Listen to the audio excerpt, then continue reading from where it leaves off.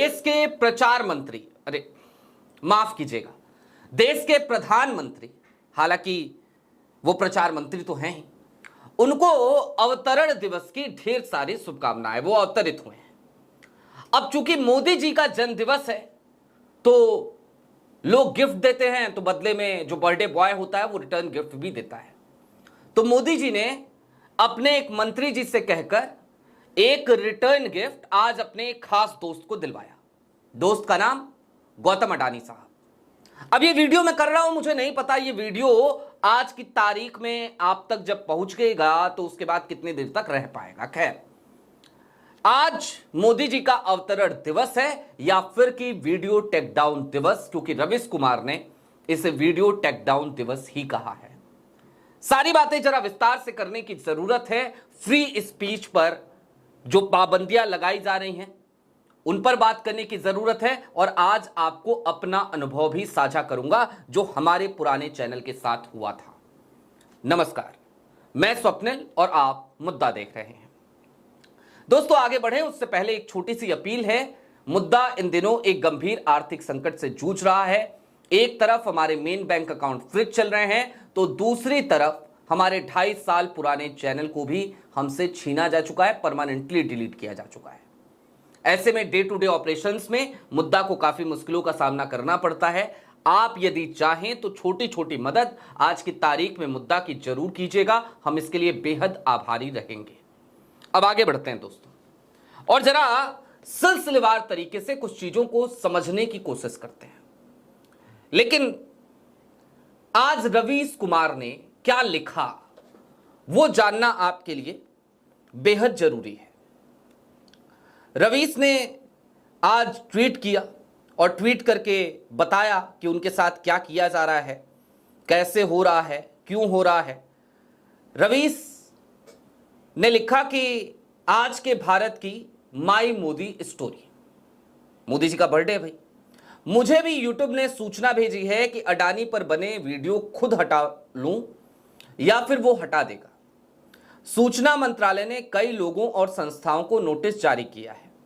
इनमें news laundry, the wire सहित ध्रुव राठी, अभिसार, अजीत अंजुम, आकाश बनर्जी के वीडियो के भी लिंक हैं। कुल 138 वीडियो हटाए जाने हैं। इंस्टाग्राम पर भी पोस्ट किए गए वीडियो हटाने होंगे। आज अडानी वीडियो टेक डाउन दिवस है। अगर कोई यूट्यूबर इसी पर वीडियो बनाए कि अडानी पर बने 138 वीडियो टेक डाउन करने के आदेश दिए गए हैं, तो क्या उसके वीडियो को भी टेक डाउन किया जाएगा? टेक डाउन का मतलब होता है वीडियो डिलीट करना। अभिषाय ने भी ट्वीट किया है, कई लोगों ने ट्वीट किया है, लेकिन जो सबसे महत्वपूर्ण बात है वो आपको जान लेनी चाहिए। अडानी साहब पर बनाई गई ये 138 वीडियोज को हटाने का नोटिस दिल्ली कोर्ट के एक अंतरिम आदेश के बाद सूचना मंत्रालय ने आनन फानन में दे दिया। ये प्रधानमंत्री नरेंद्र मोदी की तरफ से दिया गया रिटर्न गिफ्ट है आज की तारीख में, ऐसा लगता है अडानी साहब को। लेकिन दोस्तों, ये स्थितियां क्यों खतरनाक हैं और 2.5 साल पुराने हमारे चैनल के साथ क्या हुआ था, अब आज की तारीख में वो बात करनी चाहिए। आज मौका है तो करनी चाहिए। दोस्तों, मैं आपको ये तो अक्सर बता देता हूं कि अक्सर क्या हर वीडियो में बता देता हूं, मेरी मजबूरी भी है, क्योंकि मुद्दा एक संस्थान है, उसके अपने खर्चे हैं, तो हमें आपको ये बताना पड़ता है, ये अपील करनी पड़ती है कि भाई एक तरफ अकाउंट फ्रिज है, एक तरफ हमारे चैनल को हमसे छीना जा चुका है, लिहाजा मुद्दा दिक्कतों का सामना कर रहा है। लेकिन क्या क्या हुआ जरा वो समझिए। 31 अक्टूबर 2022 की तारीख थी जब हमने मुद्दा की शुरुआत करी थी। उस वक्त मुद्दा की शुरुआत हुई, जाहिर सी बात है नया नया चैनल था, धीरे धीरे संख्या में लोग जुड़ने लगे।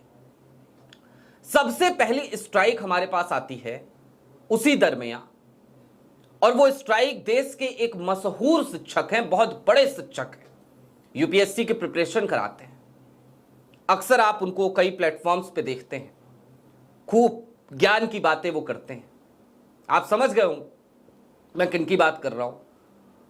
उनके एक वीडियो क्लिप का एक छोटा सा हिस्सा 16-17 सेकंड का हमने इस्तेमाल किया था और हमें लगा था कि जो वीडियो हम इस्तेमाल कर रहे हैं वो जनहित में है यार, इतना बड़ा शिक्षक कुछ कह रहा है तो वो बात जानी चाहिए, लोगों तक पहुंचनी चाहिए। वो वीडियो पर हमारे स्ट्राइक आ गई। जब भी स्ट्राइक आती है ना, कॉपीराइट स्ट्राइक आती है, तो चैनल की जो रीच होती है वो काफी कम हो जाती है। तो लगभग 6 महीने तक चैनल की रीच बिल्कुल ही खत्म हो गई, पुराने चैनल की। उसके बाद ऑपरेशन सिंदूर जब चल रहा था, फिर चैनल ग्रो कर गया, लोग जुड़ गए, सब्सक्राइबर्स की संख्या काफी तेजी से बढ़ी। इस बीच में मैं न्यूज लॉन्चर से भी जुड़ गया। आप सबको पता है मैं तकरीबन अक्टूबर से न्यूज लॉन्चर से जुड़ चुका हूं, अक्टूबर 2024 से। इसी बीच में हुआ ये जनाब कि ऑपरेशन सिंदूर के दरमियान धड़ाधड़ कम्युनिटी गाइडलाइन स्ट्राइक्स आने लगे चैनल पे। पहला स्ट्राइक आया, फिर दूसरा आया, फिर तीसरा आया, और वो चैनल परमानेंटली हमारा डिलीट हो गया। उस वक्त पे और भी कई प्लेटफॉर्म्स को मैं जानता हूं जिनके पास स्ट्राइक आई थी। एक न्यूज एजेंसी है, वो भी लगातार स्ट्राइक्स भेज रही थी। तो ये सब कुछ चल रहा है, लेकिन ये कितना खतरनाक है जरा इस बात को समझिए। अडानी साहब के ऊपर क्या बात करना, पहले कहते थे ना कि मोदी जी से सवाल पूछते हो देशद्रोही हो तुम, ये माइंडसेट बना दिया गया। आज की तारीख में क्या अब नैरेटिव ये भी गढ़ा जाएगा कि अडानी साहब से सवाल पूछना वो भी गलत है। एक चैनल है, आप जानते होंगे, एक संपादक हैं, उन्होंने एक बीच कह दिया था कि अडानी जी से सवाल पूछने वाले दरअसल राष्ट्र की प्रगति में बाधक हैं। याद होगा आपको वो भी।